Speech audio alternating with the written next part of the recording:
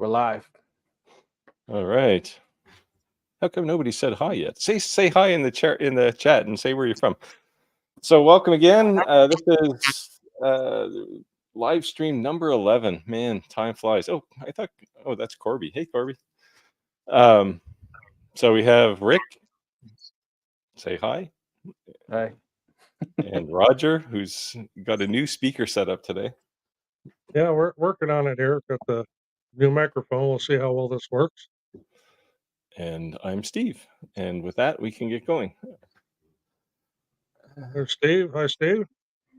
Hey, Steve's back again tonight. I'm trying to get our banner that I left a comment to Corby offline last week because I pointed out that he added some good comedic value to the live stream. So yeah, you know what? I was laughing actually right at the end when we came up with that gimmicky. What was the gimmicky things you had as a child or whatever? And everyone was commenting, and we were going to end the video and it went like 10-15 minutes longer. And sure enough, when I'm on Facebook, what is popping up on Facebook all like the next week on the ads? All those toys, those stupid darts people were talking about, all kinds of things. So then I assume you ordered the Gilbert Atomic Energy Lab? Of course I did.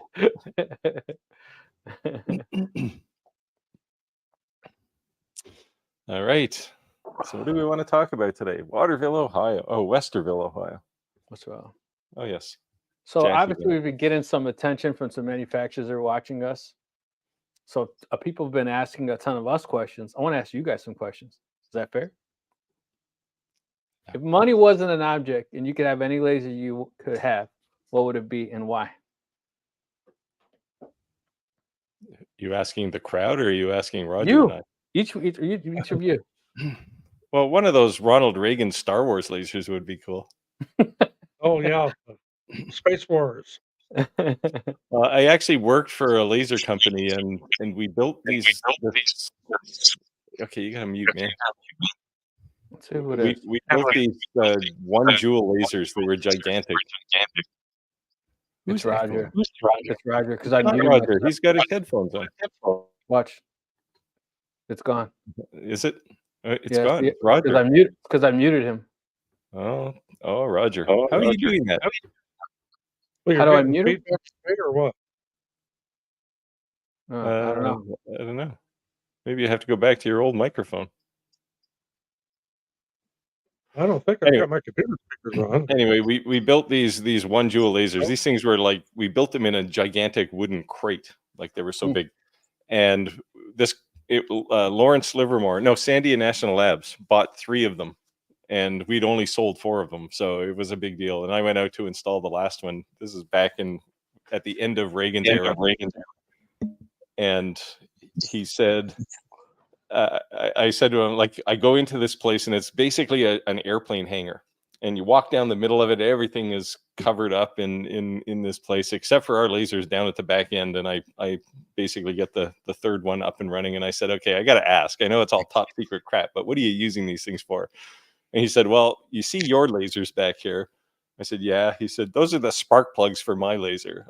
He said, and he puts his hands out. He goes, the rest of this is my laser. I said, what are you doing? He said, well, we're supposed to shoot down airplanes. I said, does it work? He said, no. Oh, man.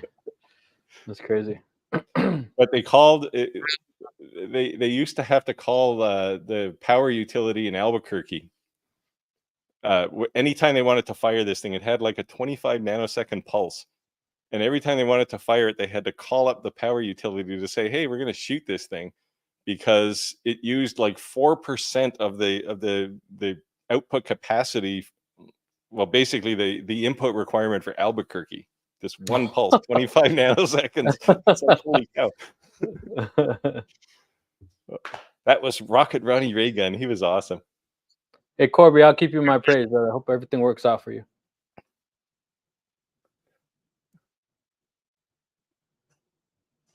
Oh, I have a blood test tomorrow. It's just my usual, bleed for the vampires there at the health clinic. Does anyone have any experience with both the Shellex cutter head V Lex cutter cut reef? That's something I'm going to do here pretty soon. My 735 bought out of blades. I am going to go with the Sheelix, so, and the OEM size, not the reduced size. So I know there's more to the install because you have to take all the cutters off to get it, to put it in, then put them back on. But I don't want to mess around with then having to recalibrate my thickness gauge. Yeah. And obviously, given the name, it's a Helix cutter, right? Okay, we're getting Yeah, some feedback there. it has rotatable cutter heads on it. Yeah, mine has that. I'm trying to turn my volume down here. I turned his mic down a little. See if that helps. There. See if I'm causing the problem while I'm pointing fingers at everybody else. South Michigan. I could turn mine down here if need be. If that makes any difference. Hey, there's had enough. Okay, he's back. He or she. I won't say he. Doctor said either. Oof. Ooh, those are terrible choices. Yeah. Well, I'm glad you're able to spend some time with us and be comical, and we can be wise asses and make you laugh a little or learn a little. All the above. Mason, Illinois. I never heard of Mason, Illinois. Nope, not familiar with that one. Oh, Yeah. never heard. You guys should know. You live there. Yeah. We live close to Chicago. Oh, sorry. Go ahead. Hey, Terry. Not too far from me. Here's a question. Up on there. Yeah, there we go. M50. 10 watt. Used to have one. I'm trying to remember how thick that plate was. You talking about that little plexiglass thing that comes with it? Yeah. I think I have it still. Hold on.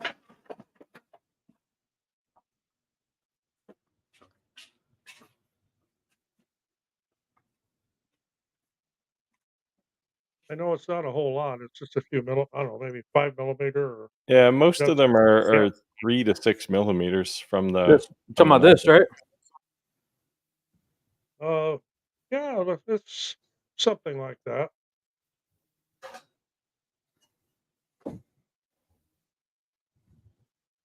It should be on their website.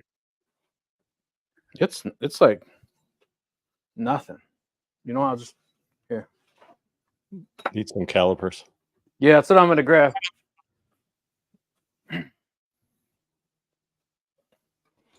While he's doing that, we can talk about. You can continue talking about the LuxCut 3. I haven't really looked into that one a whole lot. I gotta find out if it has the OEM diameter or not. 0.08. 0.08 what?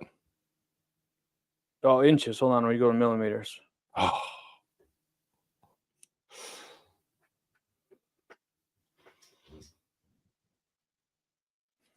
Yeah. 2.1 millimeters. Wow, that is tight. 2.1, 2.2. Well, that one's pretty thin. I have to see if that laser is even up here.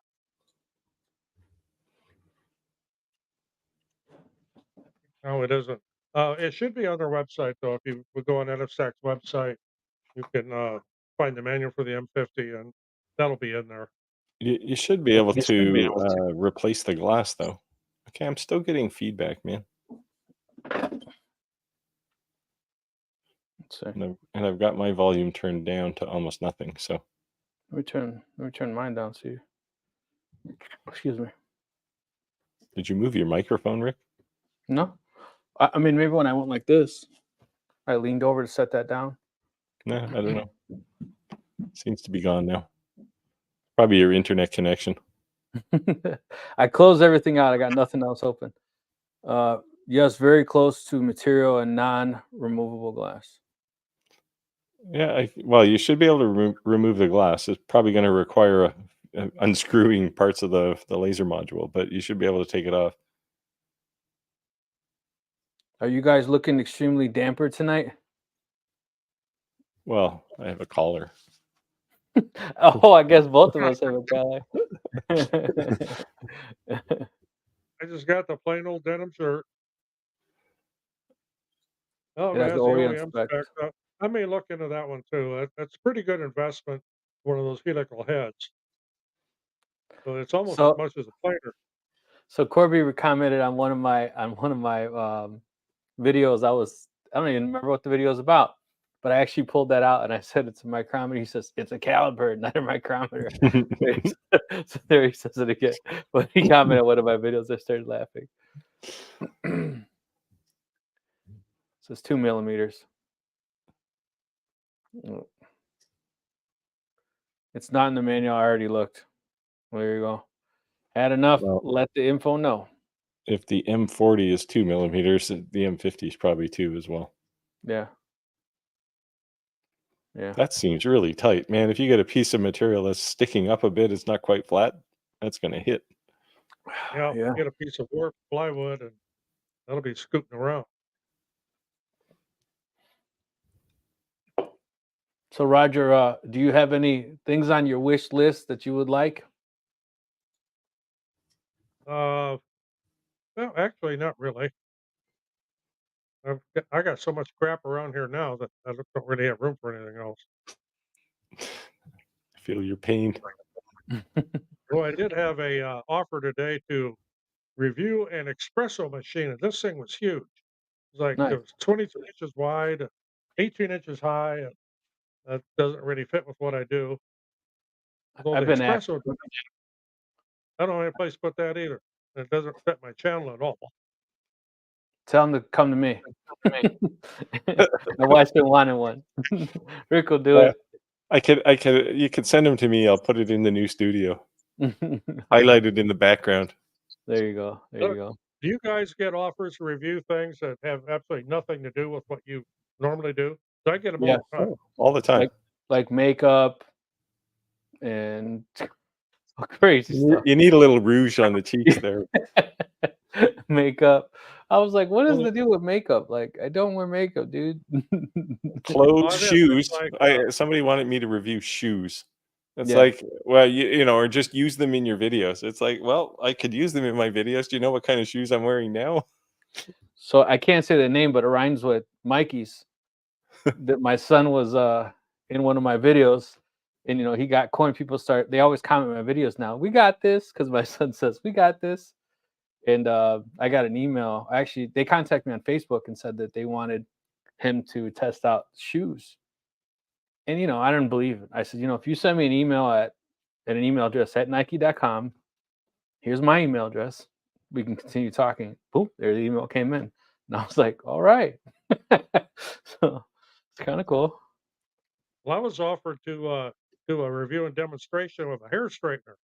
Problem is, I don't have any hair.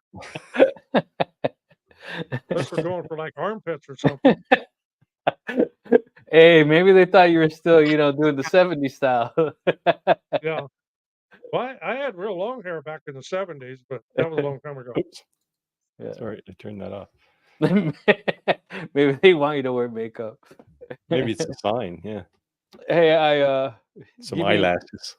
In a month, I'll be so dark. You'll trust me, I won't need any. Yeah. Cutting grass for 14 hours outside. But yeah, if anybody has any questions, let us know. I did have someone hit me up that's been asking me just a slew of questions. And I'm always willing to help somebody, but I said, hey, why don't you join our live? Like, I got 2 other people who are really experienced with lasers as well, and maybe their input would help. So we'll see if she joins. Maybe I'll send her a message. But yeah, let's see here. Yeah, I've been dealing with one too. I may just do a video. It was about engraving mirrors, and I don't know what the problem is. Maybe I'll just get them to send their image to me. And I think the problem, the biggest problem is that people see like this. They see I have that machine, or see I have this machine, right? And they get it home, and they think you could just hit the ground running, and like you have to learn how to first focus your laser, right? That's it. Once you learn to focus your laser, then worry about doing flat objects. Then once you do flat objects, then worry about doing three-dimensional objects. But start at flat objects first. Let's see what's going on. Yeah. Let's see. We just have a bad connection into StreamYard. Goofy. But yeah, so that's what I was really just trying to, encourage. Like, people see things are made on YouTube, and they immediately think that they have the ability to make that. And even though your machine's capable, you kind of want to just learn your machine first. So the answer to this question on the screen is yes. It's the same thing.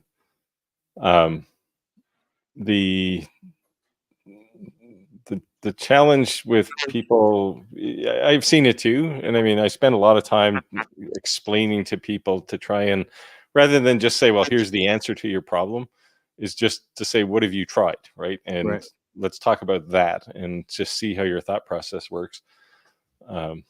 But yeah, I see the same thing. It's, people will just like, I mean, if you buy like this P2 behind me and you expect that you're going to be up and running and cutting, masterpieces in a day, it's just not going to happen, right? You gotta learn. And sometimes you learn the easy way, sometimes you learn the hard way, and it takes time. Engraving mirrors is badass. I haven't done it yet, but I really want to. Both these guys have, not me.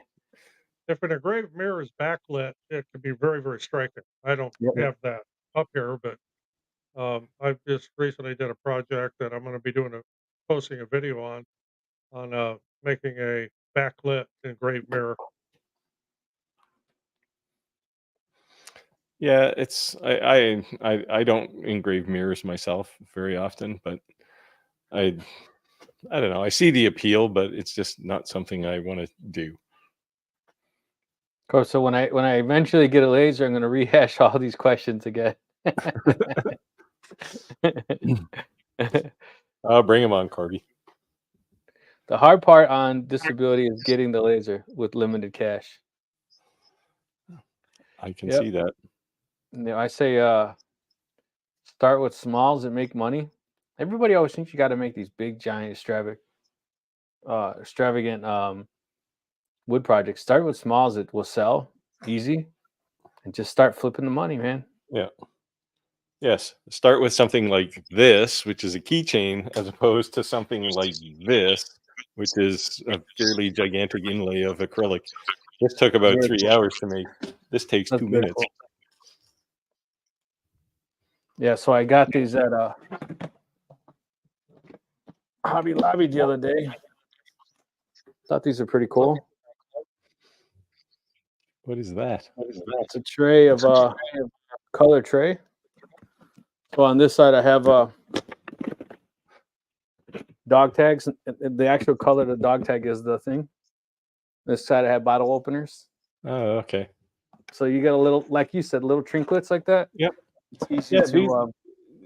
I've stated many times on my channel that I don't make volume things, like generally keychains or coasters. I did these for videos, but it's a good way to start, especially if you have access to like flea market, yard sale type thing, not yard sales, but craft markets and places where you can sell high volume.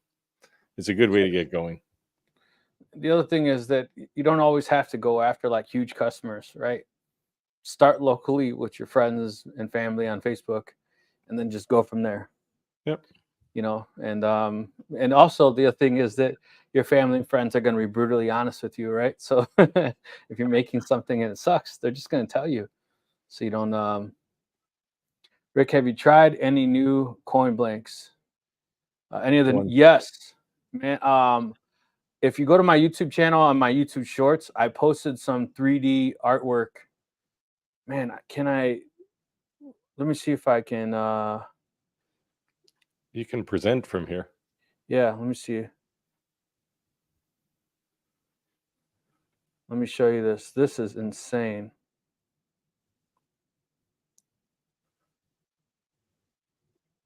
We'll keep going, but I'll bring it up. I've been really good and geeky into the 3D overlay stuff, like the 3D slicing.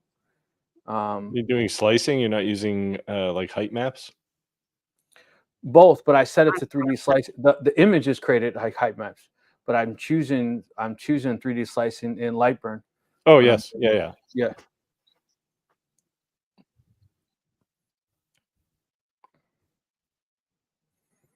I hope it's just a scary Corby. Yep. Mm.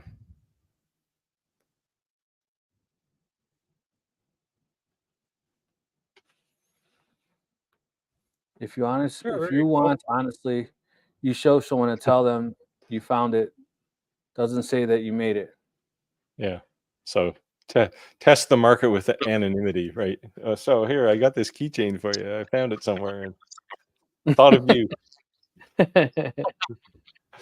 And they might look at it and go, "Well, that's just complete garbage, man. Like, what'd you make that for? Or where'd you buy that?" Yeah, and I say start with friends and family, but what's funny is, well, it's not funny actually, but what's crazy is the people you think that actually may support you, you'd be surprised who won't. You know what I mean? That you'll sell something for $1 and they'll go down the street and pay $5 just because they don't want to help you out. You know what I mean? When I come up with something new, my test person is my wife. She's brutally honest. She'll either say that's neat or that's cute or boy does that suck. What'd you make that for? So then I'll know, if it's going to be any good or not. See, I do the same thing, and to date, I will show my wife a lot of things, and to date, she says most of the time it's like that's pointless. That's not mine. That's not my thing. But I did. I made her a cutting board with all the measurements on it. It's the same one I put in a video a while back, and that she actually uses in part because she's always converting things. How many grams in an ounce, or it's just crazy stuff. So She's not a drug dealer, is she? no. I'm just kidding. You don't buy a pound of butter here. You buy 450 or 454 grams of butter. And if you need to convert that to a half a cup, it's a bit of a challenge. Hey, it's legal in Canada. They could be making cookies. You don't know. I would know. A little side story. On one of our trips to Mexico this past winter, we had some friends with us. We were at the Walmart in Mexico, and she went to the deli counter to get ham, like to make sandwiches, and thought that a kilogram was less than a pound. So ordered a kilogram of sliced ham. Well, a kilogram is more like 2 pounds. So we had lots of Yes, ham that week. 2.2. Yeah, I ordered 5 kilos of DTF powder. I was a little scared when that came in the custom. I might get a knock at the door, or that they'd open it and then it'd be completely ruined. You know what I mean? But it came with no questions asked. So here you go, 28 grams in an ounce. Is that a dry ounce or a liquid ounce? This is what's wrong with the imperial system, right? It's just... There you go. 2.2 pounds is the kilo. Yep. That's funny. Yeah, anybody have any questions? I have to scroll back in the chat. I think Liquid Rock Aquatics was from New Brunswick. So he would know. Let's see. Yeah. Oh no, it's not him. Trying to find that video where I downloaded to my computer.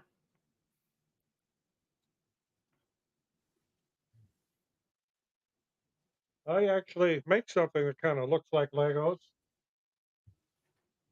I can grab one here.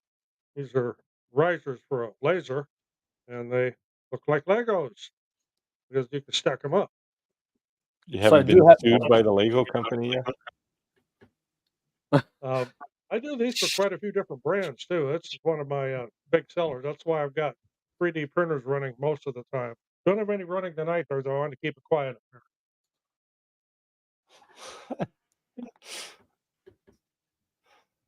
That's a lot of cardamom. I don't know what that is. It's a spice. Oh.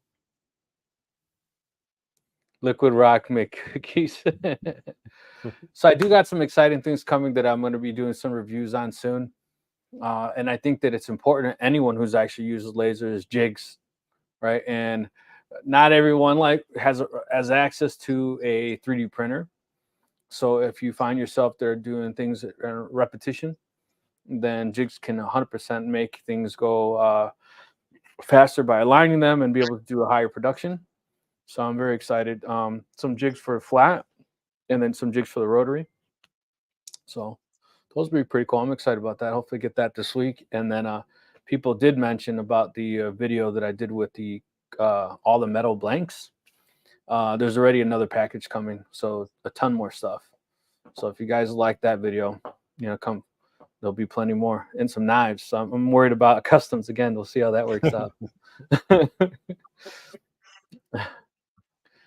Yeah, I've been meaning to send them a message, but I've been so busy lately. It's crazy. Yeah, I mean, I think that just the first time you stick one of their coins in your hand versus the Amazon coin, you're like, what? Well, the Amazon coins are plated aluminum or something, right? You know what I mean? But I'm just saying, like, you're like, what? And then the sides, like when you feel that grit, like how the quarter has like the real little, yeah, it's just amazing. To me, it's like mint quality. I've never seen a rotary work. Well, we all have rotaries, so did you guys I've do any rotary actually video? never done a video of one in action. I've done a lot of Me neither. videos on how to assemble them, set them up. Yeah. I guess So I've I never have done one actually in action. I've done a couple videos. I have a That'd be rotary great. A table. lot of beer cans. Yeah, I have a rotary table, and then I have two different size rotors. Yeah, I've got one of those. And then, The ones that come with fiber lasers tend to be beefy like this. yeah. And then the table is it's not behind me, but it spins around.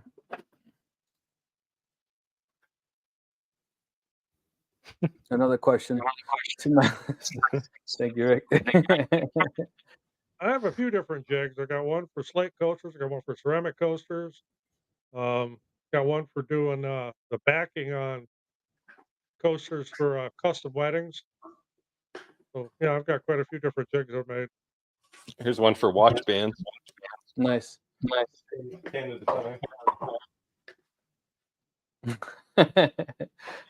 Corey's gonna load us up with the questions.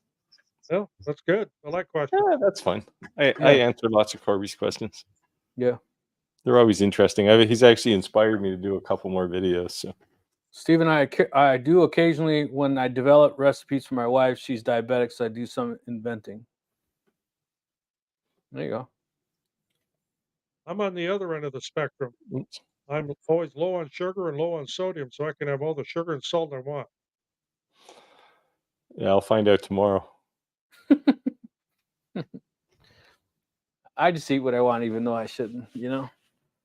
Well, I do too. I figure something's going to kill me, right? Like Yep. the last thing I want to happen to me is to be 95 years old, lying in a hospital, dying of nothing. I told my wife I'm gonna die of cancer. All the radiation we've been exposed to and the type of work we did. That's how I'm gonna die. I know it.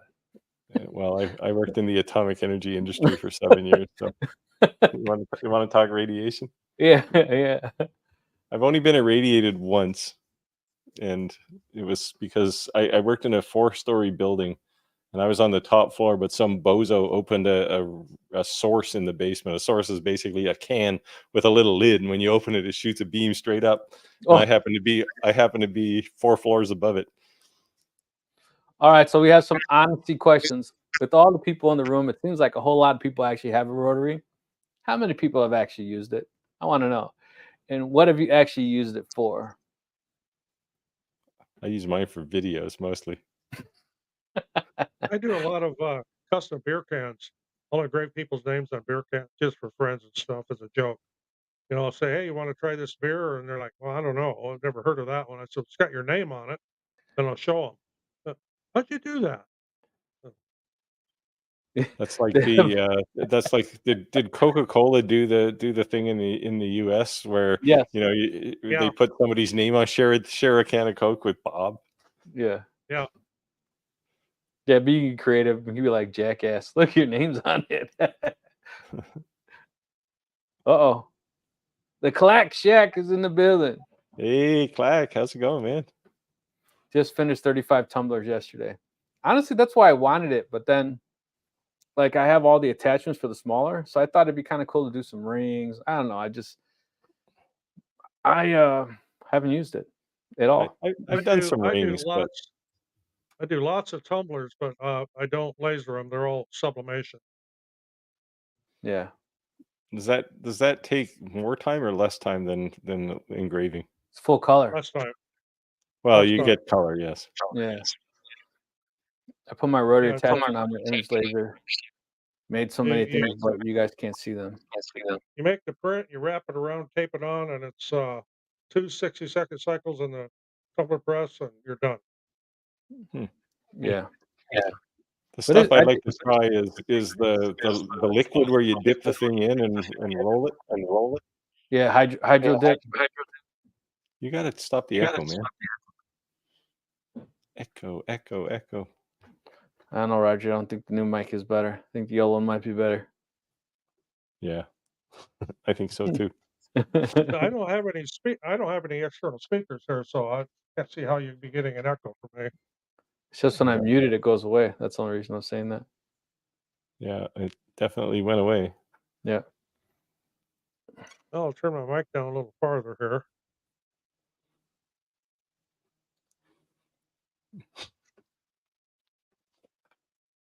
That make a difference? Well, no, it's just like picking up some almost. I think like it's I don't know. Comes and goes. Yeah, it's like I don't know. Maybe it's just you got a bad connection to StreamYard.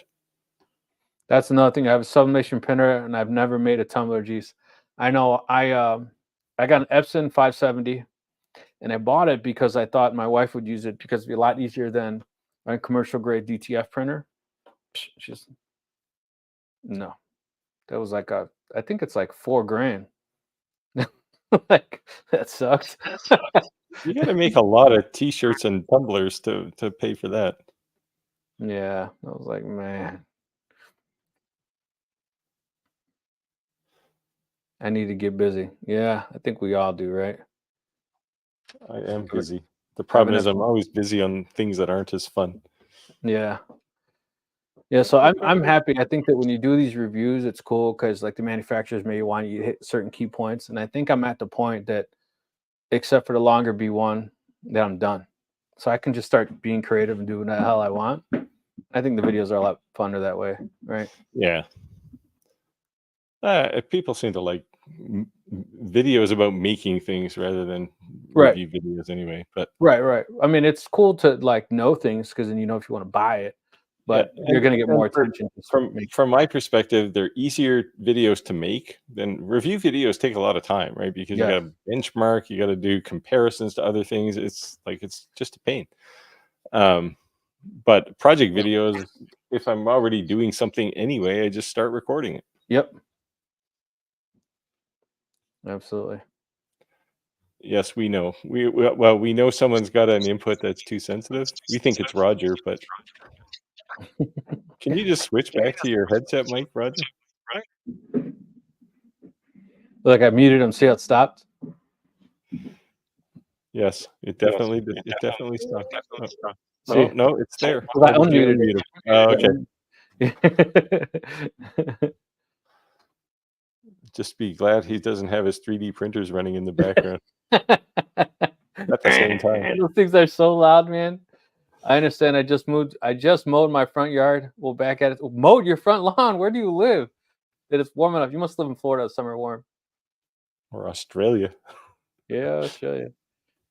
Yeah, guys, do us a favor. Go ahead and smash that subscribe button to each one of our channels and hit that like button. We would definitely appreciate it. If you're not already subscribers, do so. We appreciate the love. And all of our channels are in the little red banner flying across the bottom. Yep. All right, here you go. It's got the old one. Let me turn it back on. Yeah. Okay. That's better. Yeah, that's better already. Yep. Well, wait, maybe not. Did you just turn the mic? Well, this one here. No, Yeah, no, on the computer. Because I saw your arm move, and all of a sudden we heard a noise.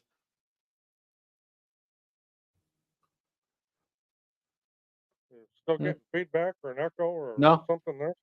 no. Tennessee. I figure I'll be cutting my lawn in about 2 weeks. I set your mic to auto adjust. We'll see what happens. Well, we'll give him a shot. We'll let him speak again. Before you get the dunks hanging in the corner. Problem with the headset mic is it's harder to drink beer. I'll just drive over to Steve's and engrave it. It's what I need to drive home. You live in like upstate New York or something, right?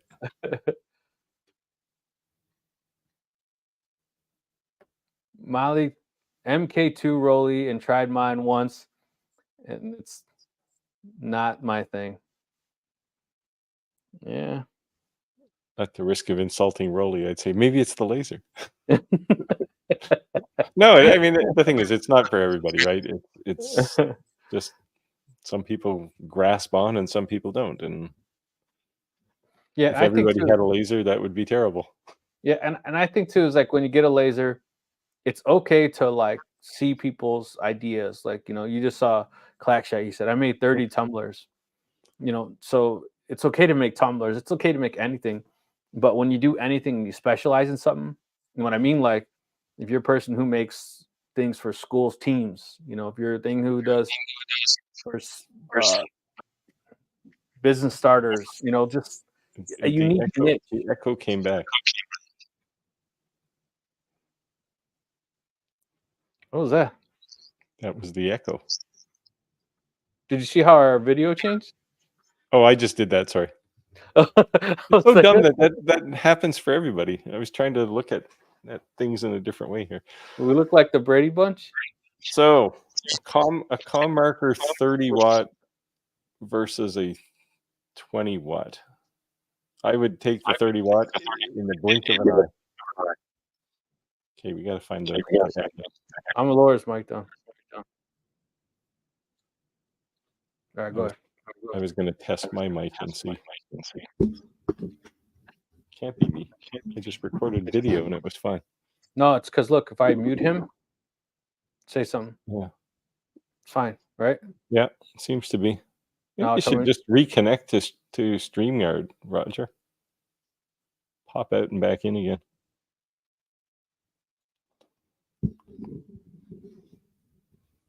I told Steve I'd make a good guest spot on the stream for comedy relief. We can talk food and lasers. In our quest to have a cast of thousands. You know, I have seen the views go up though. Definitely after the fact, people are watching them, so that's cool. Yeah, lots of people watch them after. Yeah, which is good. Yeah, so that's cool. So you guys got any questions or anything? Let us know. This is what we're here for. Anything you guys want to see, anything that may be too long for us to do in a live, let us know. That could be some content that one of us creates. It's a machine in particular that we have.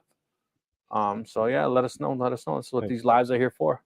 I had planned on talking about a project video this week, but about a project this week, but I haven't had time to really do anything. I did Marvin. That was the extent. Marvin is a sticker, by the way. He's the biggest sticker I've ever made in acrylic. Oh wow, yeah, that actually looks pretty cool.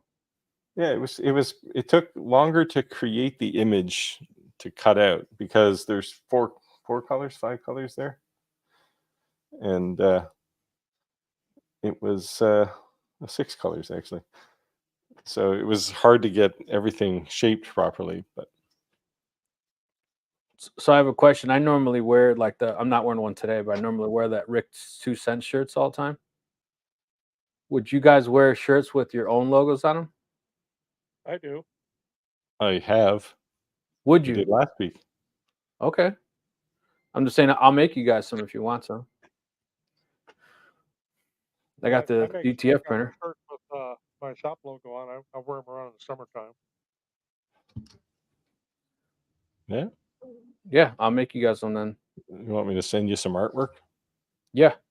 Just What email do you it to me. want? PNG or Yeah. SVGs or PNGs? PNG 300 DPI. 300. Okay. All my channels get restarted mid-April. What do you mean? You have a YouTube channel too? Yeah, I think he told me he did. I think he has a fishing channel, right? If I remember correctly. Oh, I love him. You got to show the Marvin guy again. Oh. He's all acrylic. I did a little glossy chrome on his helmet and his shirt here, but it was a fun little project. That was my only entertainment this week. Look at this one. Steve said, "I'll take a shirt from all." Okay, we'll have to start. Do you guys have a YouTube store? I don't. So I was talking to the guys at Kittle, and I asked them. So they now have print on demand, right? So if you want a shirt, you just want something quick, it's like $13, and you can whip up a shirt, and they'll send it to you. But I said, what you really need is the option for me to create a store there, right? So I can put all my artwork there, and just people can order their own shirt right from there. So far, they haven't done that, but they seemed excited about it. But I got a feeling it's probably a little more difficult than they want to take on. You see that this one's for you.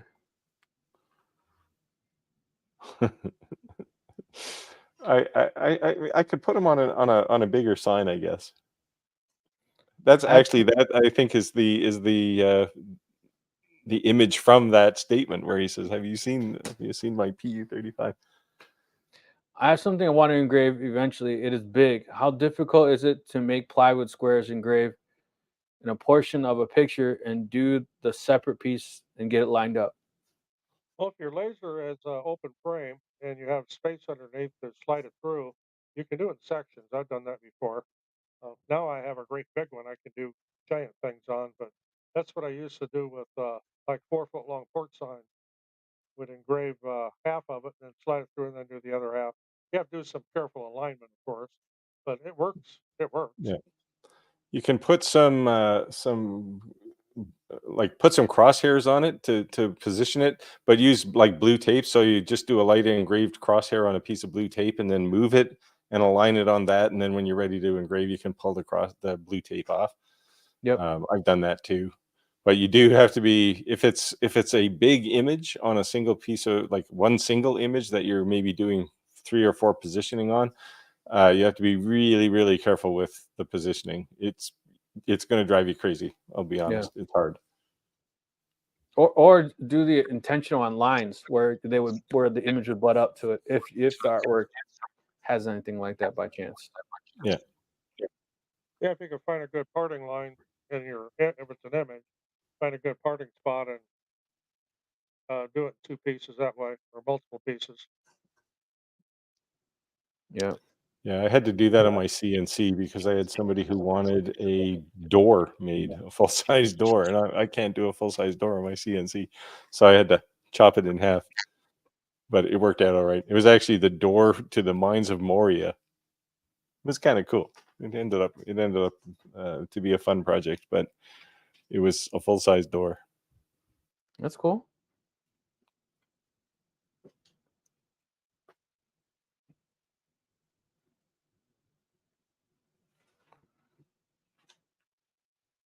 Sorry if not allowed.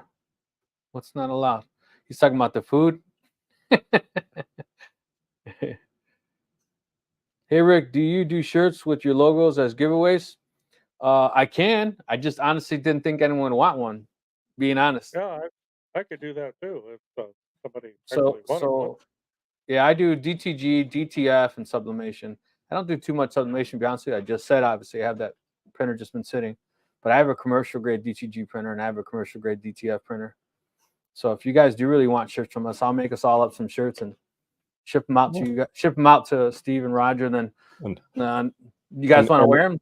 And cool. for anybody on the live stream, if you want one of my shirts, you can get it from Rick. There you go. We'll save shipping time. Well, if you're in Canada, it's easy, but there's only like a half a dozen people here, right? So yeah, so I guess let us know if you're really interested in a shirt, and we'll get them made and get them sent out. We'll put Rogers like that guy at the Jackass with the tattoo, where he's like this. You seen that? He got his whole back tattooed, a picture of himself. We could get pretty creative with AI.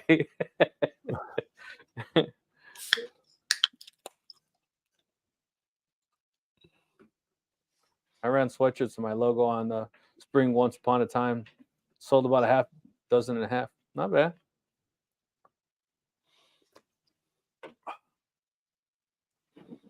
Yeah, I mostly make shirts for the trades, plumbing companies, roofing companies, landscaping companies, union companies. That's kind of who I mostly make shirts for.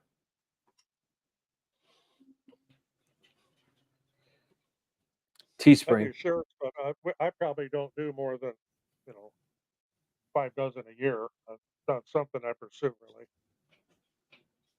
Yeah, I have the same customers probably since 10, 15 years.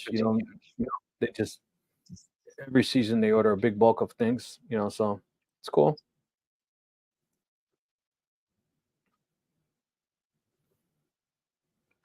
Yeah, so anybody have any questions, anything they want to cover?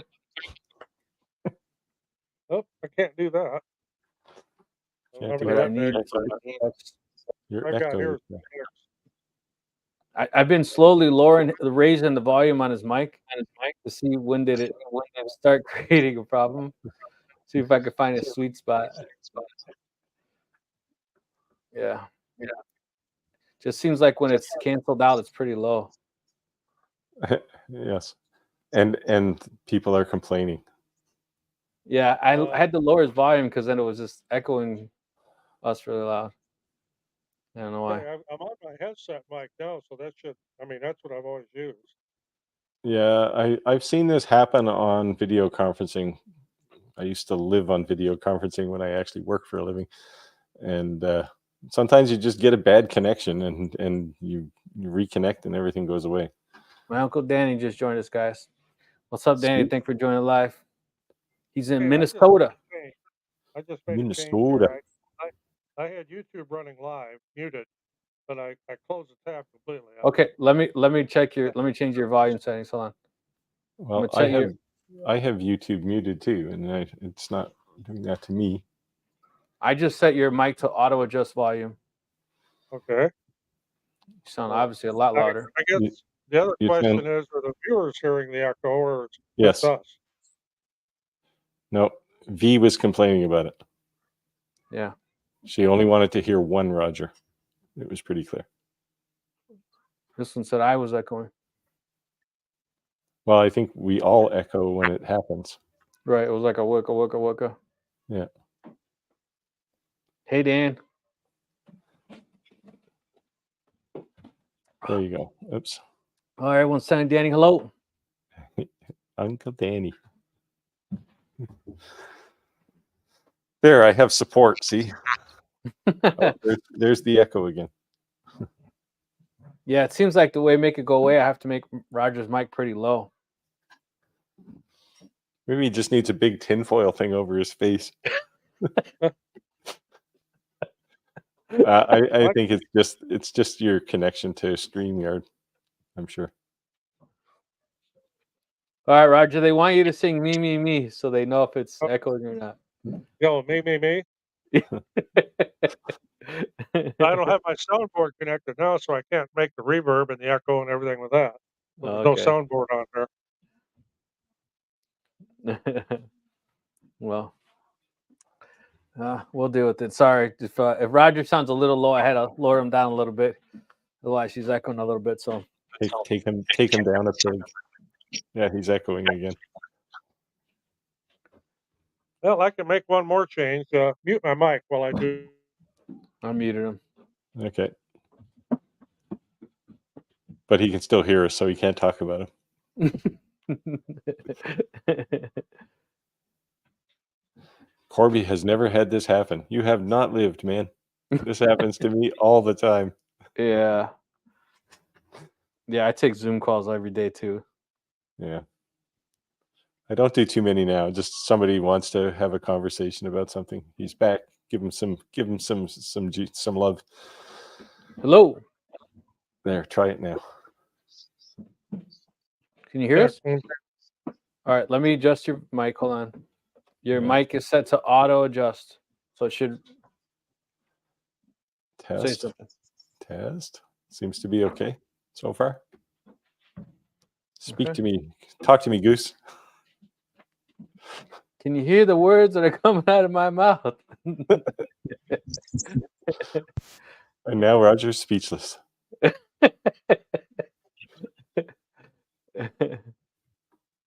Yeah. Oh, there you go. Twitch. Yeah. Well, Steve has a fancy, expensive mic. He just has it out of the shot. He's got the Shure. Joe, I can maybe wear a Shure T-shirt or something. Yeah. I don't. I always have it down here. Yeah. I got the DJI mic. We're echoing again, Roger. Roger just got the gamer headset. The lesson on today's live stream will be how to deal with technology. Okay, is this better? It's certainly louder. Yeah. Or can you not hear me now? I can hear you. And you're So not now echoing. I can't hear anybody. Oh, now we can talk about him. Yeah. Roger. Earth to Roger. Come in, Roger. Oh boy. All right. What are we gonna do? We gotta talk about something here. Yeah, you know what actually I want to do? I want to do a video on the table. I want to do some pencils. Engraved pencils? Yeah, it's not something whatever, but I just want to try it. Oh, I engrave pencils all the time. Yeah. You can buy them by the box full on Amazon, right? They're like 5 cents a piece. Right. And because every time, so I got tired of people stealing my pencils. They'd come in, they'd talk, they'd write something down, they'd walk away with a pencil. So now I just keep a handful of them handy. So there's always one. It's like, can't take it, go away. Yeah. You're going to steal it anyway. So just, let me put my name on it for you. Engrave picture and go.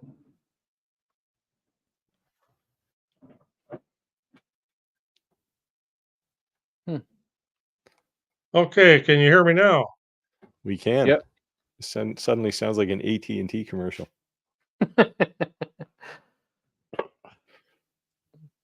Yeah, I don't know. What'd you change, Roger? Dither. I changed a whole bunch of settings here. I need to. Okay, there I got volume again. I couldn't hear anybody there for a while. Well, we hear you better now.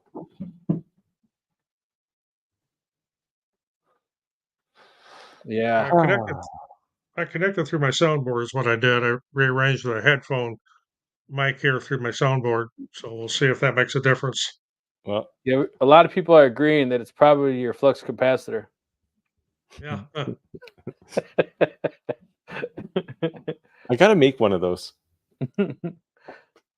Just have it like sitting on my shelf back here. Or maybe I'll put it in my new studio.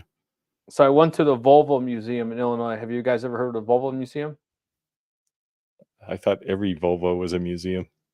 No, it's actually Volvo. Like they own majority of the cars that were in movies. Like Gone in 60 Seconds, Fast and the Furious, all the Batmans. Like just insane. Like insane. And I told one of the workers, how often you just get a high roller to walk in here and you just know he's rich, right? And he just walks out with a shit ton of stuff, right? And he goes, once a day. And I was like, what? He's like, from all over the world, once a day. You see somebody walk in, you just know they're loaded. And they leave with 10, 15 cars and all kinds of stuff. Normally a semi-crate just being shipped somewhere. I'm like, holy cow, man. Just insane. Who uses pencils anymore? I don't know. A lot. I guess people in the trades. Yeah, shops. Yeah. I use pencils. There's one right here. It's even got a logo on it that Rick should recognize. Yep. IBEW 145. from the I got a brothers. T-shirt underneath that says the same thing, but it's under here. So who has engraved a pencil? Am I stupid wanting to engrave pencils? No, I I engraved did it them. once just to do it, just for fun. Yeah, I'm gonna try. So you're going to use a fiber laser, right? Yes. See if I have one here.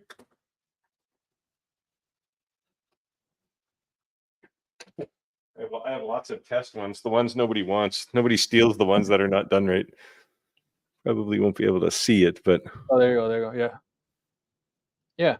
I've still been meaning to try what the X-Tool guys did with this P2 and engrave their logo on a toothpick. I tried it on just like a coffee stir stick. It worked okay, but the problem is it could be anything, right? Like even Right. in X-Tool's video, you have to squint pretty hard to go, yeah, that's X-Tool. That's what it says.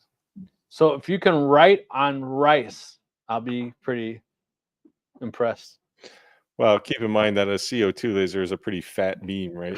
It's like 0.2 millimeters or something. But if you had, like the 1.6 watt diode laser in that Falcon 2 Pro could probably get close. Yeah, so I bought my daughter this. My daughter's crazy into art, man. I bought her like this 300 color pencil set, and someone stole it in school. So I was just so mad. It was like, I think like $300. And then I told her, I says, if you want to bring that back to school, I'm gonna laser engrave all your pencils. Dad, I'll look like such a dork. I said, yeah, but I spent $350. So I guess that you're gonna be a dork with your name on it. She literally went to the bathroom. She left her, book bag there. When she came back, it was gone. Like some kids are just so rotten, man. I don't even know what to say. So, is there anything that you guys haven't done that you would like to see one of us do or fumble through that we've done or have not done that we can give you guys input on? Let us know. Yeah. We can make a video on one of our upcoming videos. Now's your chance to make us look really dumb. Or dumber, I guess. I always tell my wife, she's like, why does it, how is it worth it? Because sometimes when's the first time you did anything right? It's like, it just takes you way longer, second or third time you kind of bang it out like nothing. But first time you do anything takes you longer. Especially you're kind of making it up on the fly. Yeah, but that's what makes it fun. Yeah, absolutely. 2 Vipers and 5 old school Corvettes and Jaguar on their floor. Yeah. Go to. I wouldn't mind having a Viper. I always like those. Yeah.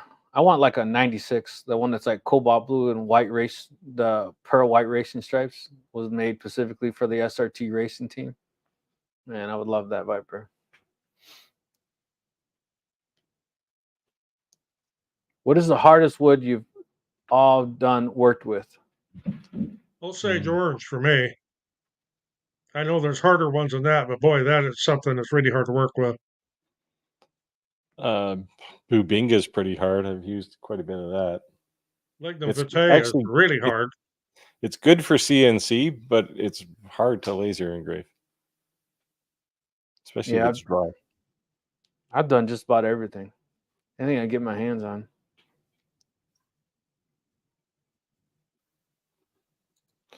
There you go. Clack's been holding out on us here. Can't remember when Vincent or Clack engraved a toothpick with a diode. Are you still in the live, Clack? What's with this with the toothpick? He's trying to show us up. It's like getting your name written on a grain of rice at the fair. He's trying to show us up. Now we're gonna have to put toothpicks on the table rotary. But like, beat this, Clack. So early in my career, I worked with ophthalmologic lasers. So you're basically looking through a microscope. And we had an open house in our company. And just for fun, I took a piece of aluminum, and it was right around Christmas time. Oh, there he is. And I drew a little Christmas tree, because you basically control the thing with a joystick. I drew a little Christmas tree, put little Christmas balls and a star on it, and it said like Merry Christmas. I think it was 1985 or something.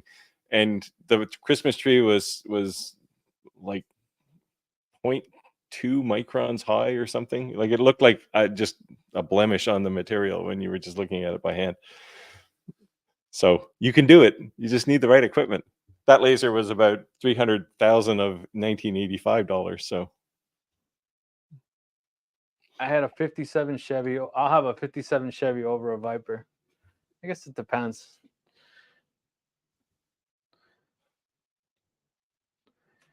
Yeah. So is that the official challenge, the toothpick? Are we all gonna challenge Clack Shack to the toothpick? My eyes aren't that good anymore. well, I actually did it when I was playing with the P2, but it was just unreadable, so I didn't bother showing it. So I went Cord for was something comical, and he wrote, "That's what she said." But with a diode laser, you shouldn't have any trouble doing it. All right. Positioning would be the hardest part. So What's lay that? down about 50 toothpicks and pick the best one. Pick whichever one the beam hit. Clack, I did it on the first try. Look, you suck. Box of 546.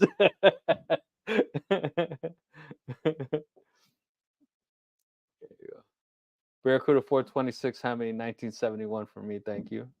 Nice one. My high school car, the car I had in high school, was a 1970 Dodge Charger 426 Hemi 4-speed. And I got in all kinds of trouble with that. Boy, I sure wish I still had it. They're worth a whole bunch of money. Yeah. Wow.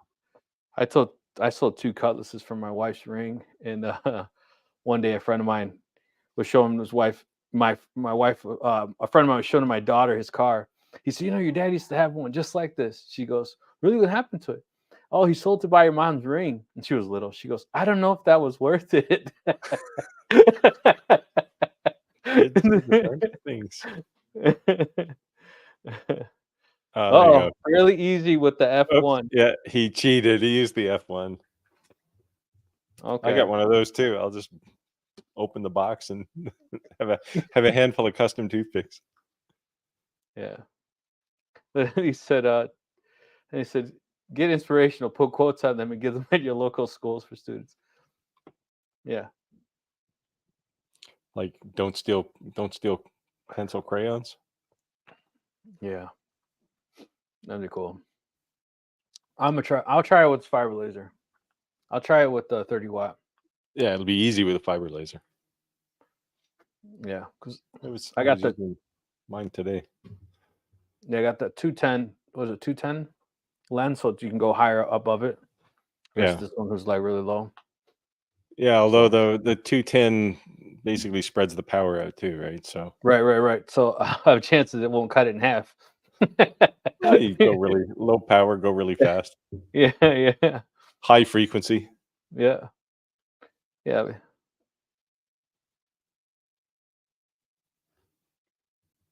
Old school muscle cars more than Euros. Yeah, I'm not really into Euros. I'm more of a muscle car too.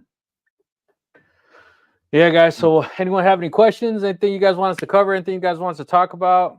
Any problems anyone's having they need help with? Let us know. Appreciate you guys joining us. And, we changed it to Wednesdays. That's instead of our Fridays because due to popular demand, people say summer coming up, they will be out and active. So a happy hump day is better to get some laughs during the middle of the week and de-stress, decompress from work. Lucky people. I remember going outside. It's been a long time. I never seem to have the opportunity anymore. Too busy. Yeah. Am I the only one that Amazon's at their house 2 to 3 times a day? So the Amazon guy knows my name. Yeah. And I know his name, which is way worse. Yeah. Same with the UPS guy. He used to deliver stuff to my house, and I said, no, deliver it to the workshop. If it's bigger than this, it's for the shop. So now he backs right up to my door here, and he was grunting away. Well, he brought this laser, and this thing weighs 100 pounds, right? And he came in and he said, can you give me a hand to take this thing off that truck? Yeah. But I know his name too. That's funny though. That's funny. It's when UPS delivers here, they know exactly where to put it because we have a UPS daily pickup. so all the drivers know me. But when FedEx delivers, there's 7 different places they will put it. So it's always a treasure hunt. I have to like look around the house and look around the shop, and actually 8 if they actually put it inside the door of the shop. But it's you always have an to go. adventure. You have to go read the delivery notice to find out where they put it.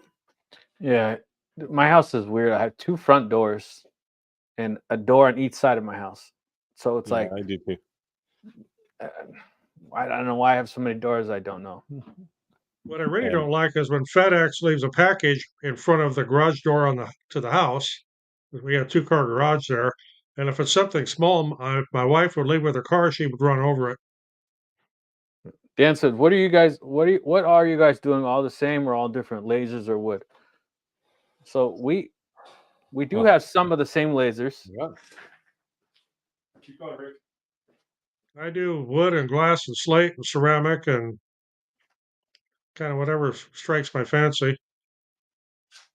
So I've definitely been, I already said I'm big into the apparel besides woodworking, and with the fiber laser, I want to start adding that to the apparel. So I saw these jeans. Not trying to get weird, but these jeans have like these normal like lines in them, or they come with like the wrinkles versus like dark denim. New way now, they take a UV laser and they go, and they can make patterns and To designs. put the wrinkles in. Yeah. I just throw them in a pile. Yeah. So I've been. This was today's project. It's not quite finished, but of course you can't see it. Oh, that's cool. What does it say? It's a memorial sign. Somebody wants to put one on a bench. Okay. Very cool. It's so I cut the brass out on my CNC and then used fiber laser to engrave all the text. Nice.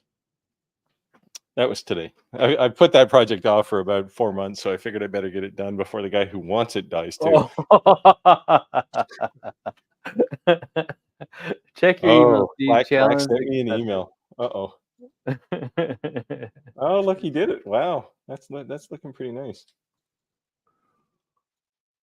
I'm gonna need a longer toothpick though. My channel name is longer. That was on the F1, right, Dave? UPS left my son's diapers on my neighbor's lawnmower trailer. Yeah. Wow. We have a neighbor that lives across the street, and her address is 1 digit different than ours. We have an odd number or even number. She has an odd number, and she buys a lot of stuff on Home Shopping Network, and we invariably get her stuff. And I have to take it across the street, drop it off. Hey, Clack, is that a UV laser? What kind of laser are you using? No, diode. The Diode? F1 has a IR laser and a blue diode laser in it. Oh. That's a little more impressive than if you'd used the IR laser.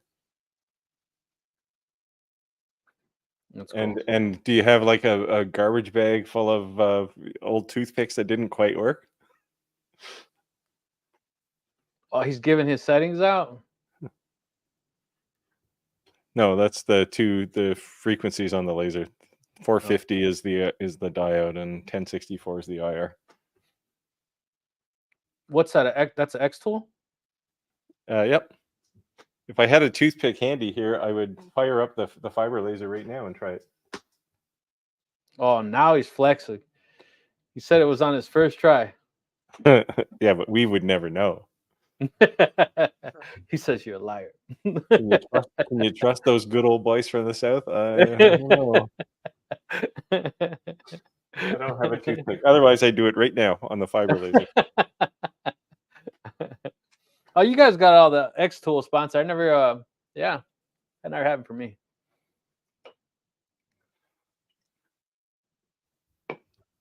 It's all good.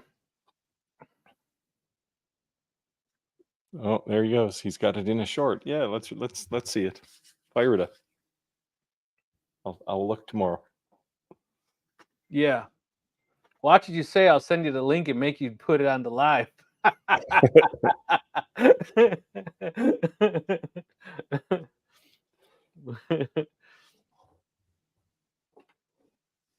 Okay, what is the most budget laser that will do templates and decent engraving? Bottom line. What kind of templates? Like Mylar or wood? Yeah, it makes a difference. Metal? What are you talking? Hey, Chris, where are you joining us from? And just out of curiosity, what channel are you watching us from? Because we are meshing all three channels together. It looks like do you have Instagram tied in here? I have, yes. The logo is a little chain link, so it's hard to tell. Yeah, and I have, and we're also live on, what is it? Formerly known as, it's not Twitter no more, it's X. It's a disaster, is what it is. We're also live on X. X marks the spot. Oak Island, New York. Hey, I live near Oak Island, Nova Scotia. Yeah, that's crazy. I still want to to go go see pirate gold in your Oak Island. I still want to go see it one of these days. It's it's not much to see. I know. Just it's like going to the Grand Canyon, right? You're like, okay. No, it's nothing like the Grand Canyon.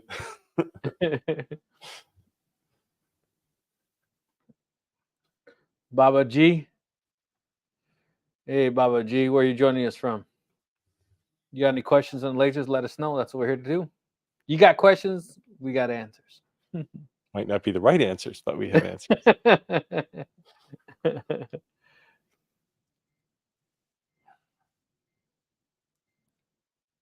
So, Roger, this is the first time I haven't heard your 3D plate printers blaring at full speed. Oh, all my 3D printers are quiet tonight.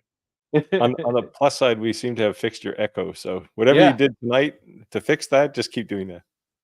Yeah, there's no echo. It's gone. Boy, have I got a mess of wires laying all over the table here from what I just did. Laser. Yep. The answer to this question. CNCs are handy if you're doing mostly wood, although with the right CNC, you can do metals too. But lasers, first of all, they're cheaper. Yes. And you can generally, if you want it for business or something, you can generally get going faster with a laser. Yeah. So a little bit less learning curve with a laser. Yeah. I would second both of your comments. I would say that for the money, you can get a high-end laser, and to get a high-end CNC, you're going to be way different ballparks in money, right? Yeah. So a good high-end laser is what, $1,000. Yeah. A good high-end CNC is several times that. $7,000. Yeah. Yeah, they'll start at 4 maybe and go up. I don't know. The way they get you is they call it a la carte, right? Yeah. A CNC is a table. Clack bought himself a Shapeoko. I looked at those when I bought my Onefinity, but I don't know. It's just, yeah. I like the fact that at the time, I think Shapeoko's changed now, but at the time, they were using belts to move things around. It was very old school laserish. And then the Onefinity came out with these gigantic guide tubes and ball screws and stuff. So it was just a much better design. But I think Shapeoko's changed some of their designs. I don't know. Clack, if you're still on, you can say, hey, I've still got belts. I don't know. Thinking about getting an X-Tool CO2 or the next step up from X-Tool. Any suggestions? If you want an X-Tool CO2, it's only that one, the P2.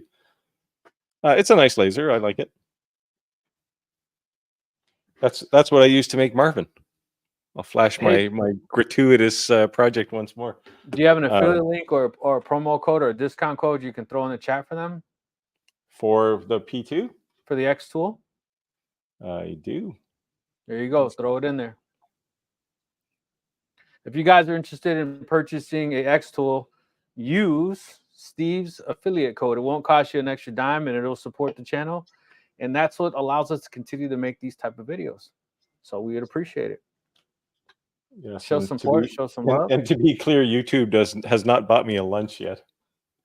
Oh man, I got approved to be on the YouTube board. Have you seen that? Did you get that invite? I usually ignore most of that stuff. I did see something fly by not that long ago. I seem to recall something too. Actually, it was today. I didn't even really read it. Twice a month, they said. Something, blah, blah, blah. I was at work when I got the approval. There's 2 of them, 2 links. One for the UK store the UK store, and one for the US store. And if you don't live in either of those countries, there's also one for the German store. But so if you have an iPhone and you screenshot this, it creates the text into an automatic hyperlink. If you didn't know that, so even though it's technically not a hyperlink, if you screenshot it, your phone's smart enough to know the link, and then it'll automatically link. Yeah, the photo tool on Apple platform, you can just highlight the text in a photo. Yep. Which I think is like très cool. Like that's just a really neat feature. Yeah. So here's the other one. Oh, that's not the other one. I think it was a continued, right? I posted both links in the same one there. Okay. There's 2 of them. There you go. Just looking. Oh, yeah, the people can't see or the chat that I see, right? I'm just gonna use my cat pointer laser and engrave with that. You'll have to go really slow.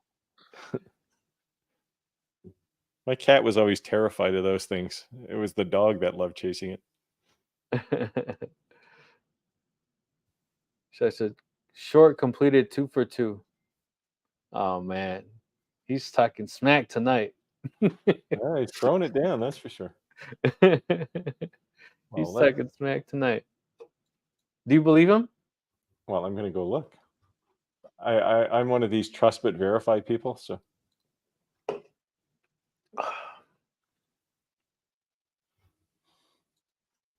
Did you do it?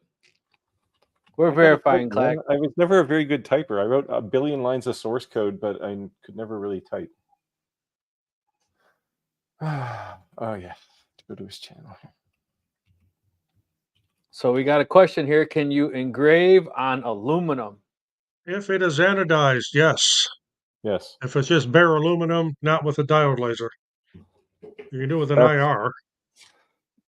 I don't have a really good example here, but these metal business cards, they're a dime a dozen. Maybe I got a better one here. Oh yeah, I do. They're actually aluminum, and they're painted, but same thing.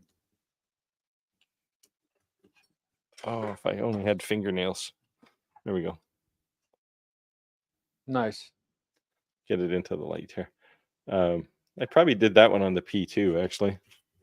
Might have here's a better one. This is a fiber laser job, I think. Cool. So those are, but diode lasers will engrave these. What's that software everyone uses for the photo editor? I forget what it's called. Imager? Yeah. Did you use that? No, I never touch photos. So you have to assume that the photo, unless it's a completely crap photo, you have to assume that it was taken the way it was designed to be taken. And rather than try and warp the photo to fit your laser, change the settings on your laser to make the photo work. Right. That's why I did a video there not too long ago, where I purposely just took just grabbed the first photo I found online, which happened to be Audrey Hepburn. She's an actress if you're not old enough to know her. And I didn't touch the photo. I just engraved and adjusted my mostly interval on a diode laser will fix a lot of things, and then speed, and of course speed and power. But and then purposely chose not to adjust the image at all. The image, because a lot of people will take the image and they'll crank up the contrast. They'll do a bunch of things, and it's like, yeah, but you're losing detail, right? And if you're engraving if dither engraving, like you're using Jarvis or Stucky or something, doesn't really matter. Anything will work, honestly. But if I do mostly engraving in grayscale with a diode laser, and you don't want to lose detail because you're doing grayscale after all. So, so I do it that way. Okay. Well, there's a pointer on doing some photo engravings. Yeah. So Just go look for a video in my backlog there where you see Audrey Hepburn on the thumbnail. That's the one where I did this. Most of it is just about understanding the interval. So interval, in very, very simple terms, set the interval value. In Lightburn, there's two settings. There's an interval and a DPI or lines per inch. It's actually lines per inch, but they call it DPI. They're interconnected, so you can change one or the other and it'll recalculate to keep them the same.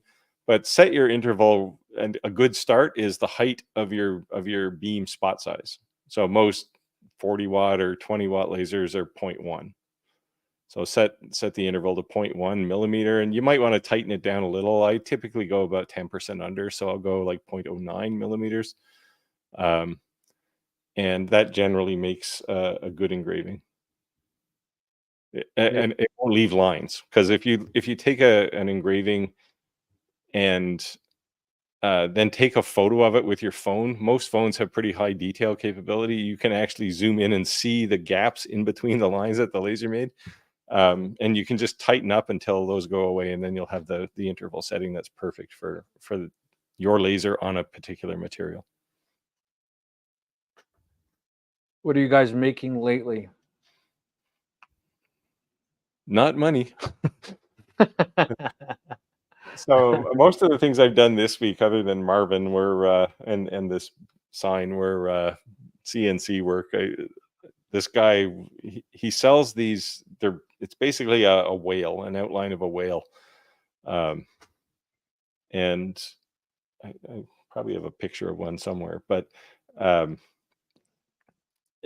he likes these things CNC'd. He sells them for a boatload of money, so I charge him a suitable amount. My only really laser project this week, for an order, was cork coasters for a coffee shop. Oh, I was getting back to Clack's short here. He called me out. He specifically said it's my turn, so definitely challenge accepted here. That's too funny. I'm trying to I would do it right now, except I don't have a toothpick handy here. I'm trying to find this video really quick so I can show everyone we're asking about what we're doing lately. Give it a second here.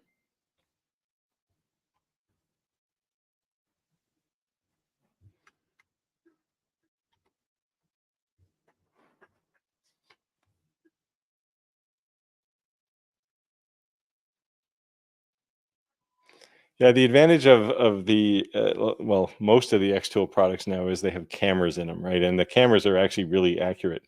In the P2, there's two cameras. There's one that takes a picture of the whole workspace, and then one that you can zoom in very specifically on what you're trying to work with. So the precision camera is actually really precise, like within fractions of a millimeter. And you can do the same thing on, I think the F1 also has a camera, if I remember. Yeah, the S1 has a camera. Yeah.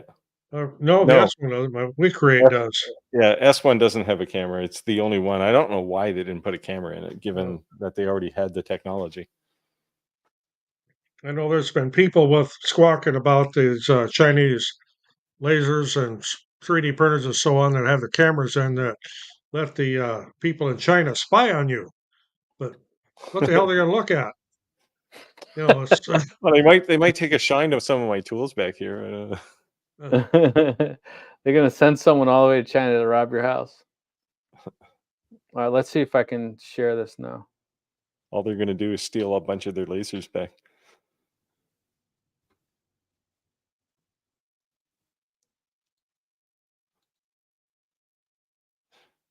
I've never done this before. Oh, right, yeah. Rain, sleet, and snow, he's ready to climb the pole. He's the man.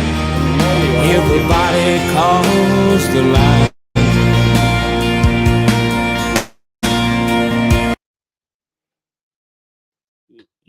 You killed me two ways with that.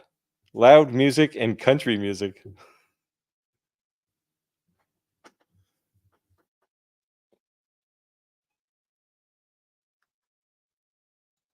That's a neat design.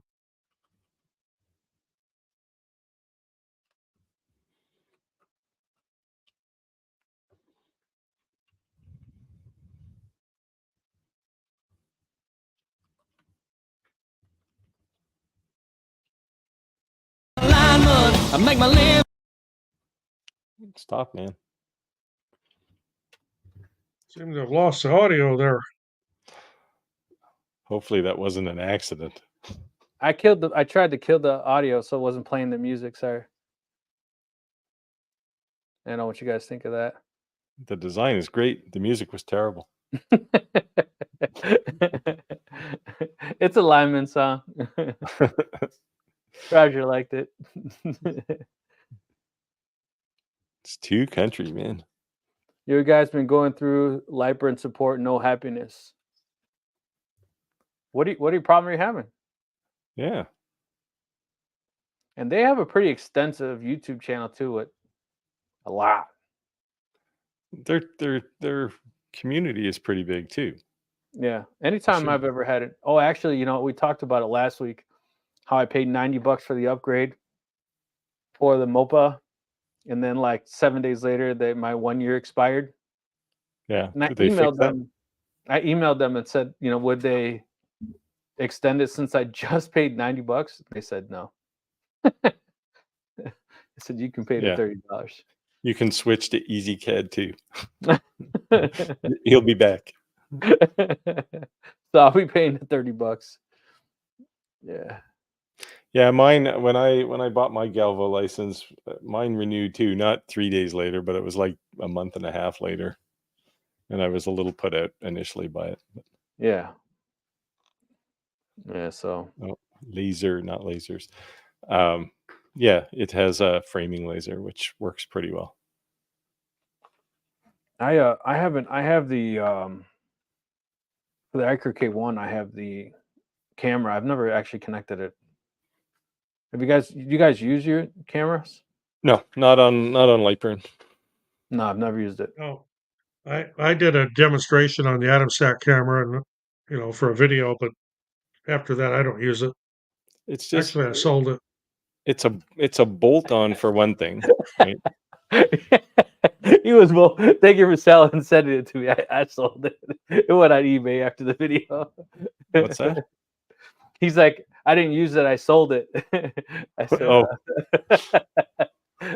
Well, like I say, I did the demonstration video on it, and it works fine, but I have no use for it. So somebody saw it and said, "You want to sell that?" I go, "Sure."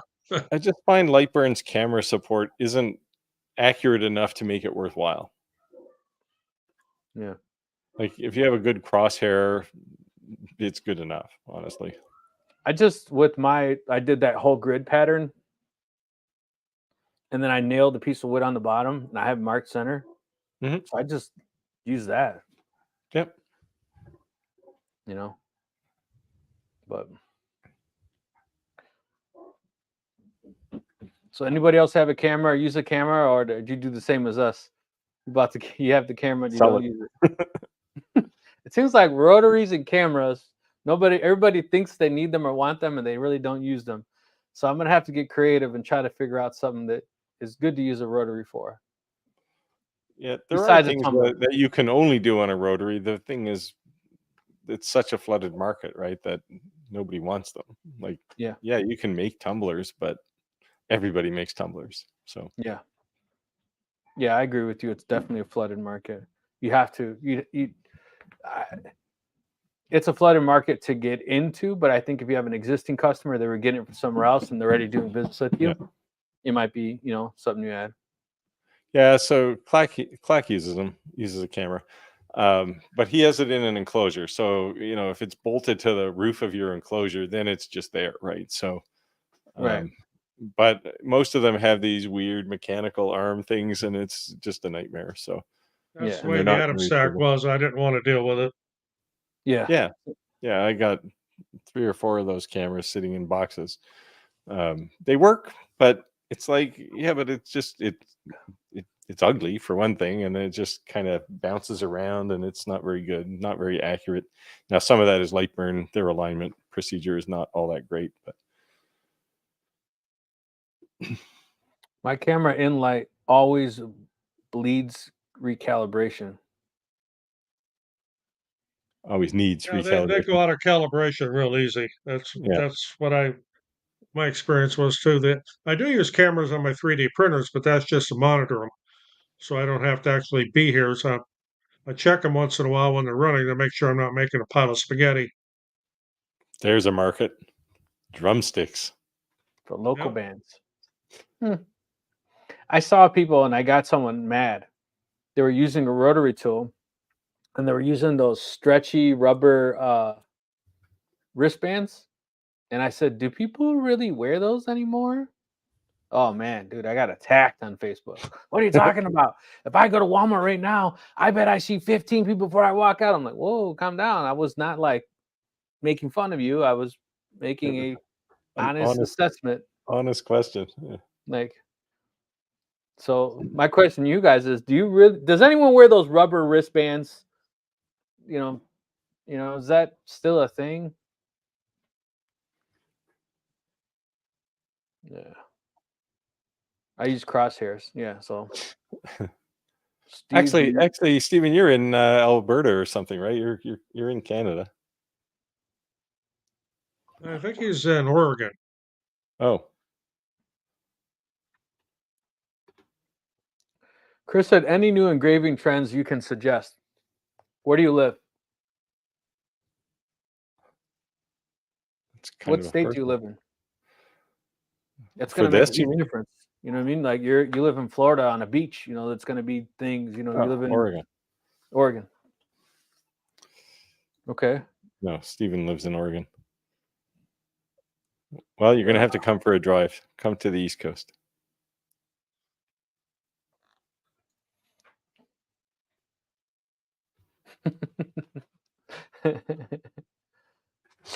All right, Clack, I challenge you to a challenge coin. No, I've already accepted his challenge. I've gone over to his video and left a comment. His challenge coin was a little rough. It was a little rough. Yeah, but he only had a 20-watt comm marker, right? So it's the same as my challenge coin. It's not wonderful. And it's been kicking around on my desk here for a long time. But North Carolina. Chris is from North Carolina. Okay. I almost don't want to say it, but a lot of people in the Rebel Flag down there, you make those kind of ideas that you'd see people buy those. But the other question is, what type of laser do you have? Then that can give us some things.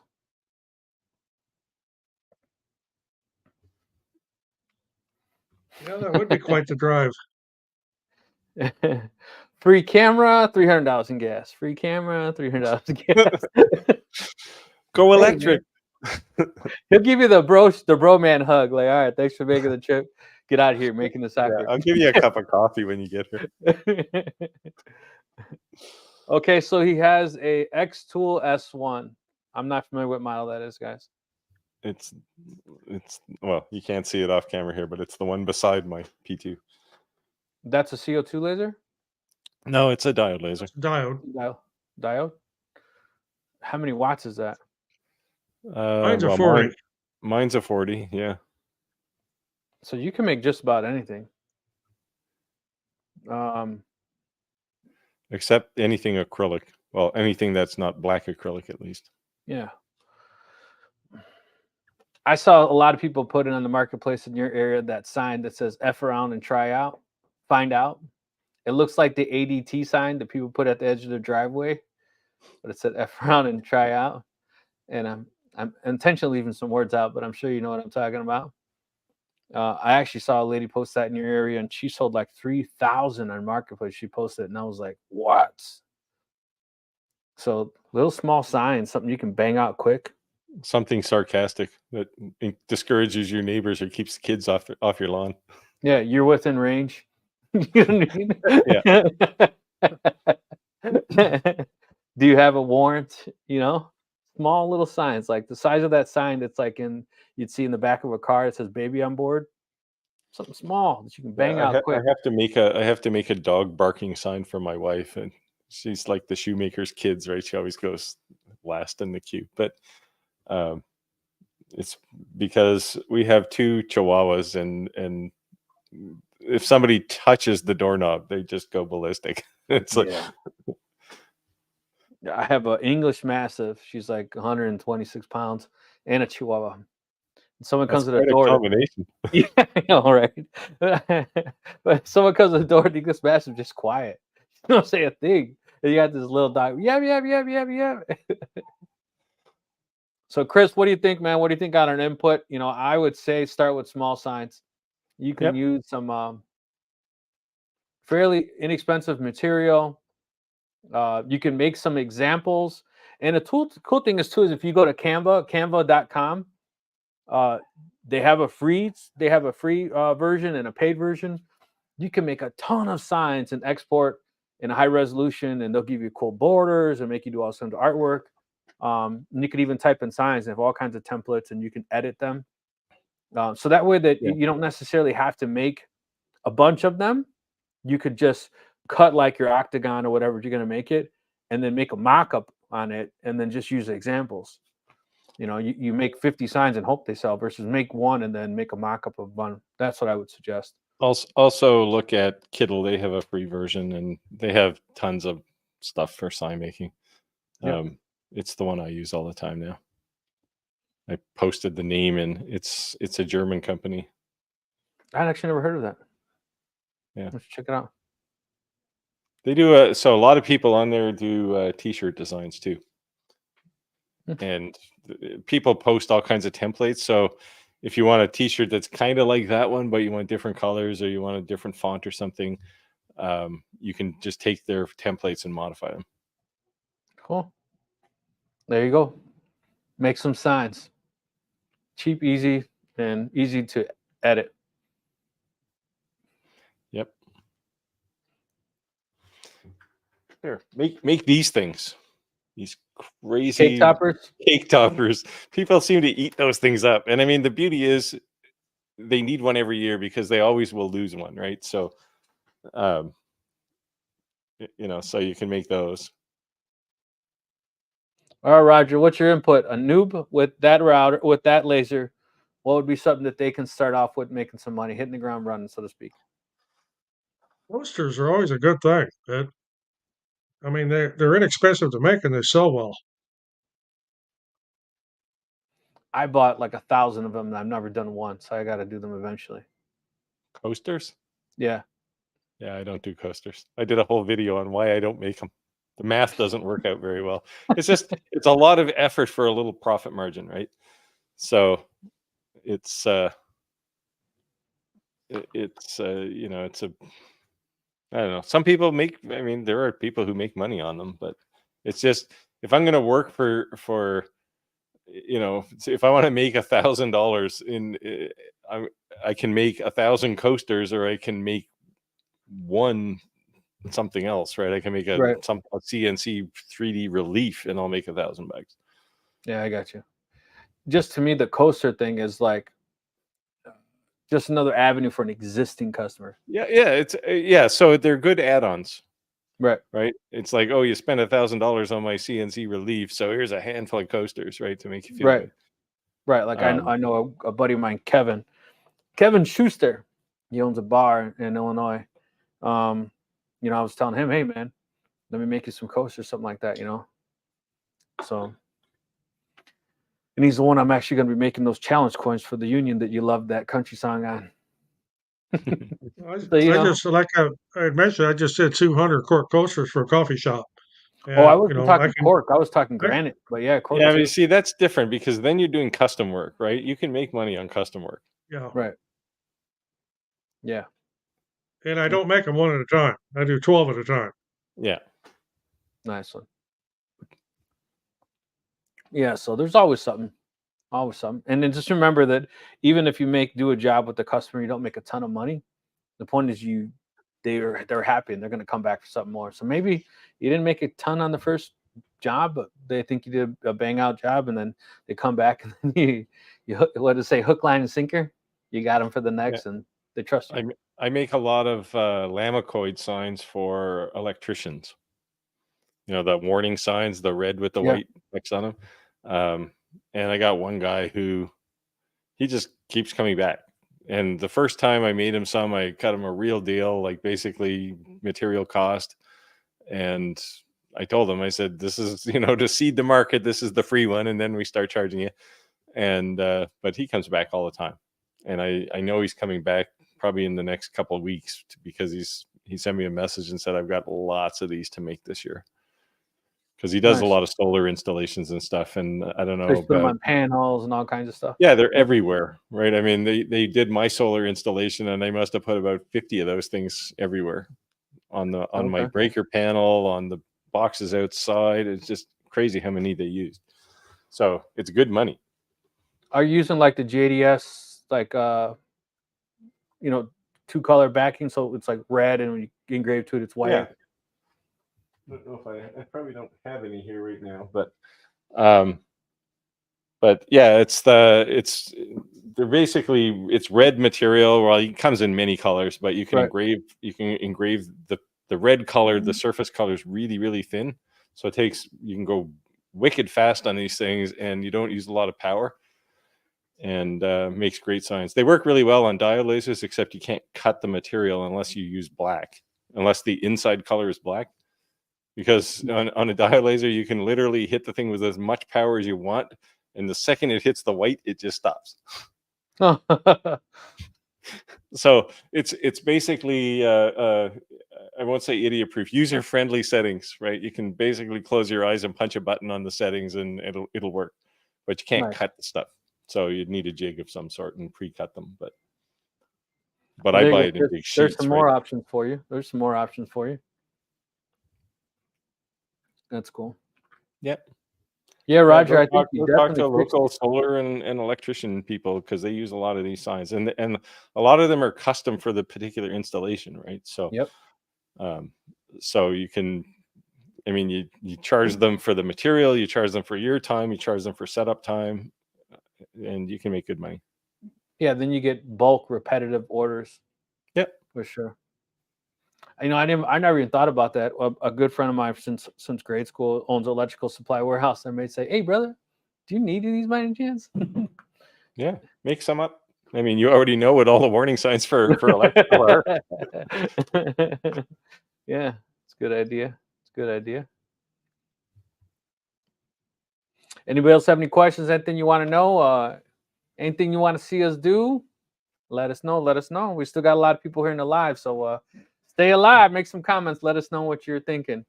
I'm not going to sleep tonight because tomorrow I'm going to have to go carve a toothpick and show Clack.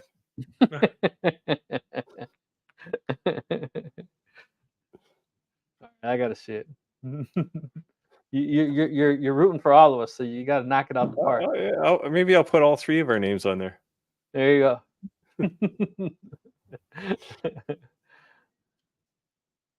That's cool.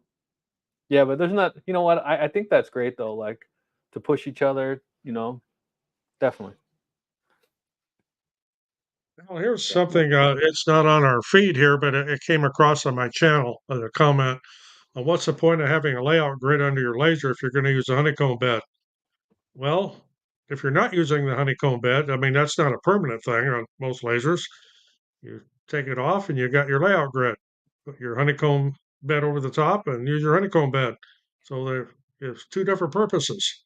So I don't often, but I have made one, and under my grid at the bottom, I have just a small piece of wood. I think it's like 21 inches or whatever, and there's a ruler on it. And then I took a finish nailer, a brad nailer, nailed it into the MDF that grid is cut into. So when I cannot see it, I at least have this ruler at the bottom of where my zero out is, right? So I know where my center is. And at worst case, I can take my piece of wood and push it all the way to the bottom and push it to the center, and I know where my center line is. Did you make the ruler? Yeah. That's why I said I don't normally do that. That's you know, I've just found you get one of these rulers and you know you're working over in a drill press or something, it gets in the way and you drill a hole in it or something, or they get marked quite often. They get hit by lasers. So they're so nice because you can make these out of a scrap of material, and when they get screwed up, you don't weep. You just throw them out and you make a new one, right? So Yeah. This one I made on the P2 because I was arguing. I mentioned last week I was arguing with X-Tool about accuracy. So I actually had to do some mental math to compensate to make this one accurate. Because over the span of a 12-inch ruler, I was out, I don't know, about 230 seconds probably, which doesn't sound like a lot, but I actually do the 3 for $1.25 at Dollar Tree. Get a pack of 3 for $1.25, and if I break it in half or mark it up or drill a hole in it or cut it in two on the bandsaw. Fun in that. And they're US and metric, so you got M&Ms on one side and inches on the other. I like this. This is like a cheater ruler. Yeah. Oh, it's nice. It's got the fractions. Yeah. So we're getting older. Down to tenths. I call it a dummy ruler. You know what I mean? I call it a dummy ruler, but I like that, and especially because like even with these, like the rulers they give you with them it's like, what the hell is this? They go like 1 through 9, what? I don't understand how they're. What? That's metric. They start over and over and over again, and then they give you this millimeters. Huh? It's millimeters. I was like, what the hell, man? So I use this when I do upholstery work. I use this one here. I got to start counting all these lines, and it just confuses the crap out of me. I'm dyslexic, and I'm squinting my eyes trying to read it. Too small, so I like that cheater ruler. Much more easy to read.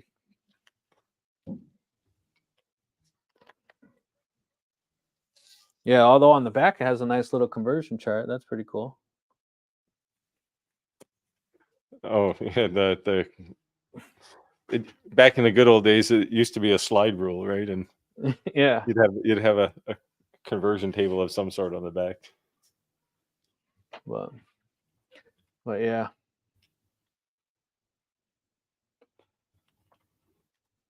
All right, guys. Let us know. Anything you want to know. Come on. We got a lot of people still hanging out in the live. You're hanging out for a reason, so let us know what you. Any questions? We need to ask one of those crazy questions again, since we have okay. We got 15 minutes left. We did this last week. We asked a question. What was a gimmicky item, right, that you had as a kid? That you thought was a scam or a sham. Well, we can't ask that question again. But what I'm saying is that we had asked a question like that, and everyone, it was actually a pretty good hit at the end of the show last week. So we got, what's a good question to? It did inspire me to try and go find a set of lawn darts. I know you can't legally sell those in the United States. No, you can't here either. They were on Facebook Marketplace. I'm telling you, they're popping up all over my. Yeah, lawn darts now have this big plug on the end of them, so if it hits you in the head, it's just basically going to knock you down. It's not going to puncture your cranium.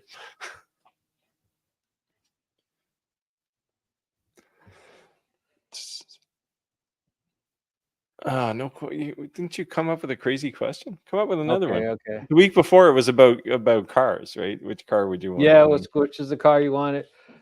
I got a question. There's a ton of people in the live. What laser do you have? You're always asking us questions and advice.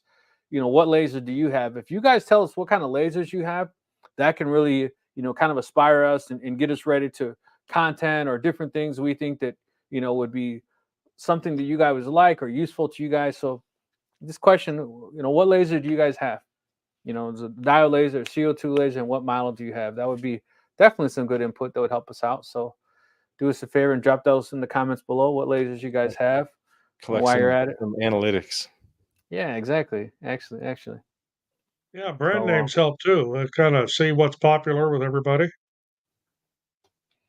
Oh, someone asked a question here. Can I engrave acrylic on my longer 510 watt? Black. Yeah, black acrylic, yes. Falcon 2. I like the dial, but I'm really looking into fiber. Yeah, fibers are pretty cool. They make interesting music when you use them too. It sounds kind of it's a bit mad scientisty when you're running a fiber laser because it's making all these weird noises. Soon enough, Steve. I got the question. Growing up, what type of bicycle did you ride? So I had a bike that I bought myself when I was about 8 at an auction sale. Got it for like $3, but it was really rough shape. So I was out riding it one day, and we lived on a highway, and you know those yellow stripes they paint in the center of the road. Yeah. I found 2 cans of spray paint that color just lying there. So my bike was glow in the dark or yellow spray paint, like it was that gold line color. It was amazing. So I had a really nice BMX bike, and for whatever reason, some kids decided to break my bedroom window out, go into my house, and steal my bike. I didn't have a bike for a long time, and when I finally got a bike, it was like you said, it was a hand-me-down special. A bunch of garage sale parts, and I built my own bike from the frame to the crank to the everything. You lived in a rough neighborhood. Yeah. We live in Illinois. My bike was a Schwinn Continental 10-speed with 27-inch wheels and a 27-inch frame. So if you weren't over 6 foot tall, you weren't going to ride it. You were like 7? I'm 6'3". I mean, I had no problem riding it. Most of my friends were, well under 6 foot, and none of them could ride my bike, which was fine, so I didn't have to loan it to anybody. I have a trike now. I've been wanting one of those trike battery powered bikes. So bad. That sounds kind of. They don't give them away. Nobody's offered to have me review one of them. I got an offer, but I told him I wanted his and hers. I said, because no one's going to buy one and then you don't get your wife one. That's just happy wife, happy life, right? So I told him it'd be better to give me 2 than we can go riding together. So I had to get a response back. I don't know if they thought that was too expensive or what. But I remember the lemon peeler, Schwinn. I'd like to say I'm not old enough to remember Schwinn bikes with any popularity. I'm too old to know what a BMX bike is. We didn't have those when I was a kid. 3-speed, man. That was the thing. Oh, you had an English racer 3-speed? My dad had one of those. Yeah. Then the big thing when I was a kid was the Stingray, Schwinn Stingray. Banana seat, sissy bar. Schwinn with apes and the steering wheel kit, white walls. You got a little lowrider style there, huh? Yeah. Oh, do bikes still have sissy bars on them? Because that was a big lowrider bikes do. Lowrider bikes do. Yeah. So my daughter's 15, and she rode a bike like twice. But tell me how she rides mini bikes, dirt bikes, 4-wheelers. But I can't ride a bike. How is that possible? She's just waiting for the car. Yeah, exactly. Another year or so. Dad, I want the car. Oh, I remember riding a banana seat bike. Yep. Yeah. Oh, the tandems are fun too. Bikes are built for 2. Find out who can pedal and who can't. Or who chose not to, more like it, right? Lowrider kits are the way they go. Yeah, bro. I used to be really big in the car club scene back in the day. Not so much these days, but yeah. Where are you from? With the lowrider bikes. Adam Stack 5 watt, growing 10 watt. I'm Tech. I think he sounds like us. I think you have an addiction. You'll have that. Yeah. Hi, my name is Hard Enough Okay, and I have a problem. There's help for that, yeah. That's why we're here. We're here to encourage you to make poor decisions and buy more. I have an Alfaro 5 watt. Yeah. It may disappear one of these days because it's just collecting dust now. Yeah, I've never even used it. I just turned it on and did the unboxing. You had the 5 watt? Wait a second. Wednesdays? Yeah, brother. We switched it to Wednesdays at 6:30. Damn, he found us. Daniel, my man, how's it going? What's on, brother? What's going on? Yes, if you want to join us, let us know. Originally out of Seattle, Card Club was big for us. Yep. I used to be in Roar Individuals Card Club, and then I was in Crucial Concepts Card Club. And I've ever heard of them. Well, damn it. Well, brother, if you want to jump on the next live, let us know. You're always welcome to join. We certainly welcome you. Yep. You have to leave your raccoons at home, though. All right, Daniel. So you joined the live, so you got to tell us, what type of bike did you ride as a kid? I have a feeling it's going to be something creative. It's going to be something unexpected. I can do Wednesdays for sure. All right. So the bearded Viking is back. Yeah, good deal. We'll have to call him a guest. Oh, look at that. Look at that. Look at that, Steve. BMX. BMX. See, he must be I a had young guy BMX too. too. BMX was something that happened when my kids were riding bikes. Yeah, that's same with me. When my kids were actually teenagers, they were on the BMX thing. Yeah. Yeah, BMX. Yeah, once they started putting those pedals on the front wheels, it was like, yeah, I don't know bikes anymore. Yeah, My tricycle had that. I had the pegs on the front, the pegs on the back, and you know, you had to have the brake cable so you could spin your handlebars and it wouldn't wind up. Yep. Yeah. So we have two questions going here. This is not a bike. Okay. Oh, 3018 Pro Ver, I have one of those, V2. And I have the 4040 Reno CNC Pro. My 4030 has become a 6060. But I have an Ender Elite, or an Ender. I have a Onefinity Elite now, which is a really nice business CNC.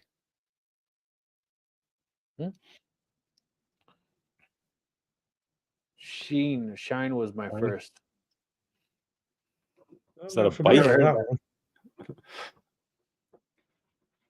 That must be one of those Norwegian bikes. Oh, here he changed his mind. Sorry, Raleigh was my first. Am I pronouncing that correctly? Raleigh, yeah. Just like North Carolina. Yeah. Raleigh. JC Penney 10-speed. Yeah, man. JC Penney was a pretty cool store. One of my early jobs when I was still in high school was working for Montgomery Ward. And you got to be old to know who that is. And what I about worked in the Venture? You guys bicycle remember department. Venture? Do you guys have Venture? We used to have Venture around here. Yeah. Before that, it was called Turnstile. Yep. Well, I used to love Service Merchandise. You guys remember those stores? Didn't have we had those. We don't even have JC Penney's here. Actually, there might be one. What do you have? Canadian Tire. Oh God! Don't tell me about Canadian Tire. I hate going there. Canadian Tire. What's another store that's really big out there? American chains, though, we got the usuals, the Home Depots, and certainly Walmarts. They're on every corner. But you don't have Tim Hortons coffee, though. No. Do you have Jimmy John's sandwiches? No. Oh man, you're missing out. They're freaky fast. That's their slogan. Yeah. I just like their commercials. Yeah, they're pretty comical, for sure. Yeah. How about a Jersey Mike's? I got those up in Canada. I think so. I'm using a Carville marker, but having a tough time not liking Lightburn. Why? Oh, Carveco. So Carveco, there's two kind of big CNC tools for generating tool paths in the world, and Carveco is one of them, and VCarve is the other. Carveco kind of takes an old school approach to things, so the learning curve is a little steeper than than it is for, say, V-carve. V-carve is, well, neither one of them is really like Lightburn, for example, but you can do the creation, like the shape creation in V-carve is a lot more like Lightburn, I'd say, than Carco is. But I use yeah, Carveco. Of course, like you say, it does have a learning curve.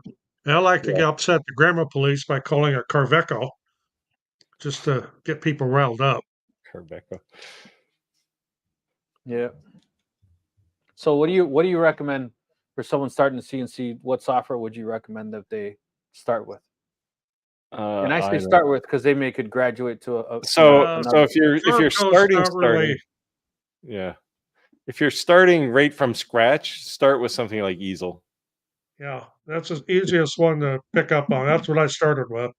It's more or less free. It's got some crazy restrictions on the free one, but it'll get you through the understanding of what a tool path is, and selecting the right tool for the right job, speeds and feeds, that kind of stuff. So but you're going to want to get out of Easel pretty quickly, and then you can make a jump to I wouldn't say Carveco.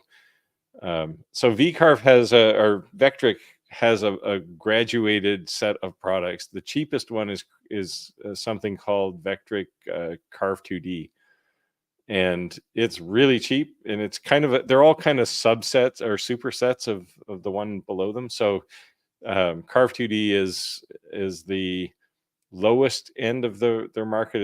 It's a one-time fee. It's pretty cheap, but it does most of the things you're going to do, at least that you would do with Easel, without all the goofy restrictions. It's not free though, but it is fairly cheap. And then you progressively go up through VCarve Desktop and VCarve Pro, and then Aspire, which is insanely expensive. So I just think that going from he made a comment that he said Rick, Lightburn is easy compared to CNC, and I think that exactly. I think that Yeah, once you I'll go agree into a with CNC, that. yeah, no, it's easier. It's easier. No, I would just say that a CNC is definitely a whole nother set of learning curves. Just because you came from understanding Y and Z axis doesn't mean you're necessarily going to hit the ground running, but you have a fundamental understanding, right? Kind of. Yeah, but this statement is kind of like saying a bandsaw is, or a table saw is easy compared to a bandsaw. All right, and it's only because there's fewer buttons to press. Like there's just a lot of stuff to do. So think of a CNC as a laser that has 47 laser modules, Right. right? And that, some of them cut fat, some of them cut really fine lines, some of them drill holes. Like it's just more complicated by definition. So but it's not insurmountable. But definitely, I think Carveco is popular, and I have a license for Carveco, but I never use it. It's a little more difficult than say VCarve. VCarve is a little more straightforward for people, especially if you're coming from the laser world. So had enough. I have a CNC. I've not put it together, so I will be in that with the learning curve. And my goal is to have it put together this weekend. Yeah. Now the lower end CNCs, the getting started ones, you end up needing two pieces of software. You need one to author the G code, which is the Carveco or VCarve, and then you need one to actually send the G code to the CNC. And so can you explain why that is, or what exactly that process is doing, or how that works? So the VCarve or Carveco, they just take your design and turn it into tool paths, right? So you say, I want to make this design, I want to use this tool bit, and I want to go this fast, and I want to go this deep with every pass, and I'm using this process. So I'm cutting a slot, or I'm drilling a big space out, or I'm doing a 3D carve or something. So that's what VCarve or Carveco do. But then all that does, when you say, okay, save this file, it saves a G code file. And that's what all CNCs use. It's the standard CNC type machine language, but you need a way to get it from your computer to the machine.